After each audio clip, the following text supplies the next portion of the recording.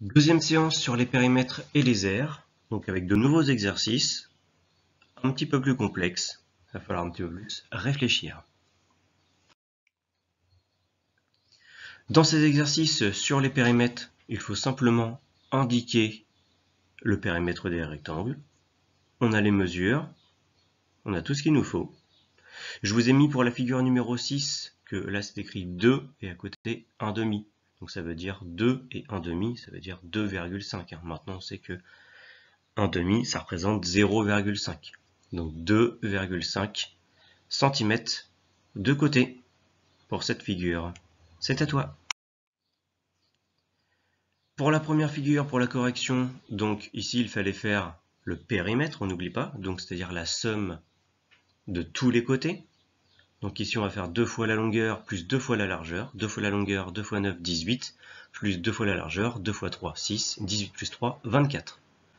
Petit 2, 6 cm de long, 4 cm de large. On va faire 2 fois la longueur, 2 fois 6, 12, plus 2 fois la largeur, 2 fois 4, 8, 12 plus 8, 20 cm. Le périmètre de cette figure est donc de 20 cm. Petit 3, on a un côté qui mesure 7 cm, l'autre 7 cm. On a affaire à un carré. Cette fois-ci, on peut faire soit 2 fois 7 plus 2 fois 7, ou bien directement 4 fois 7. Et comme on connaît ces tables, 4 fois 7, 28. Le périmètre est donc de 28 cm pour la figure numéro 3. Là, pour la figure numéro 4, quel est le côté le plus long? 10 mètres ou 4 mètres? C'est 10 mètres. 10 mètres, donc 2 fois 10, 20, plus 2 fois la largeur, 2 fois 4, 8, 20 plus 8, 28. Le périmètre est donc de 28 mètres. Cinquième figure. 8 mètres de long, 7 mètres de large. 2 fois 8, 16. 2 fois 7, 14. 16 plus 14, 30. 30 mètres. Le périmètre de la figure numéro 5 est de 30 mètres. Figure numéro 6. On avait donc 2,5 cm d'un côté, 2,5 cm de l'autre côté. On a donc affaire à un carré. Donc là, j'ai mis le calcul en respectant la formule. Donc 2,5 fois 2, on sait que ça va nous faire 5. Plus 2,5 fois 2, ça nous fait 5 aussi. 5 plus 5, 10 cm. Deuxième série d'exercices pour le périmètre, donc 4 figures cette fois-ci, plus complexes. Ce ne sont plus des rectangles ni des carrés, ce sont toujours des polygones, d'accord? Figure à plusieurs angles et plusieurs côtés. Donc dans la figure numéro 1, il y a 1, 2, 3, 4, 5, 6 côtés. Il faut donc faire la somme des 6 côtés. Mais attention, il y a un côté que tu ne connais pas, mais tu peux le déduire grâce aux données que tu as. Je te donne un conseil, trace des rectangles. Combien y a-t-il de rectangles dans cette figure? C'est un conseil. Et tu peux faire de même pour toutes les autres figures pour trouver les dimensions. À toi de bien réfléchir. Pour la correction, tu vois ici que j'ai tracé des traits effectivement pour faire des rectangles. Ça peut t'aider à trouver les dimensions qu'il te manque. Par exemple, dans la première figure, il nous manquait une dimension. On avait par exemple un rectangle qui mesurait 8 cm de long et 3 cm de large. Puis un autre qui faisait 5 cm de large et 10 cm de long. On n'avait qu'un côté mesuré 7 cm. Jusque-là, tout va bien. Mais par contre, il nous manquait l'autre petit côté. Et bien l'autre, on pouvait le déduire en faisant 8 cm du rectangle du haut, de la longueur, moins la largeur du rectangle du bas. Donc 8 moins 5, ça nous fait 3. Donc ce petit côté faisait 3 cm. Pour mesurer le périmètre, eh bien, on additionne tous les côtés.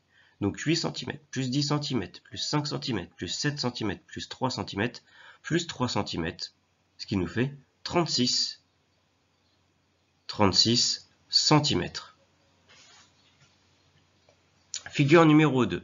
Il nous manquait deux côtés. Je t'ai indiqué par des flèches le calcul qu'il fallait faire.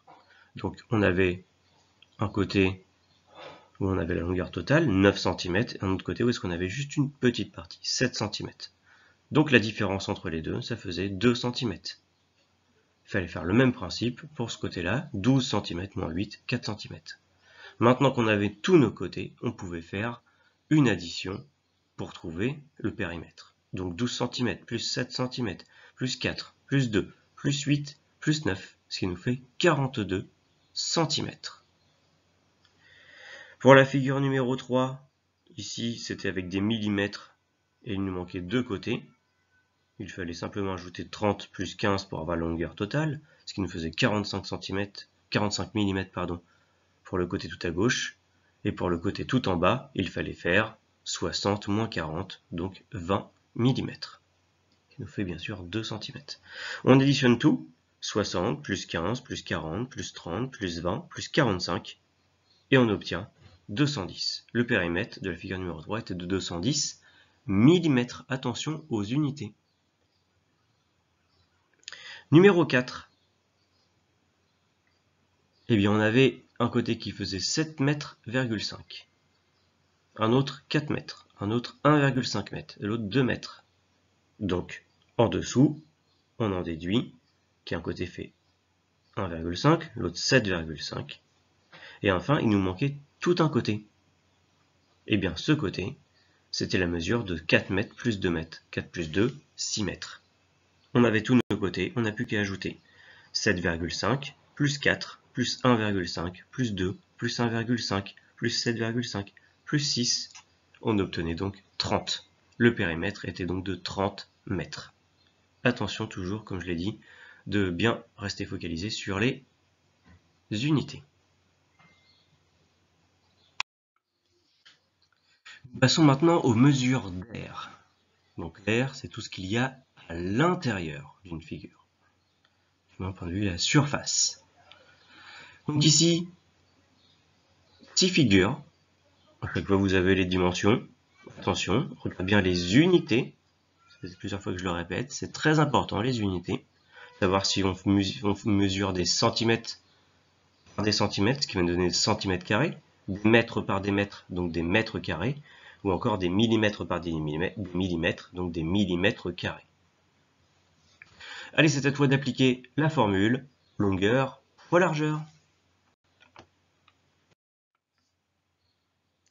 Donc ici, peu de complexité. À chaque fois, si on applique bien la formule longueur fois largeur, donc longueur le côté le plus long, largeur le moins long. Dans la première figure, 8 x 3, 3 x 8, 24. Ensuite, 7 x 5, 7 x 5, 35. Figure numéro 3, c'est un carré, donc 3 x 3, 9. Figure 4, 10 x 4, 40 cm².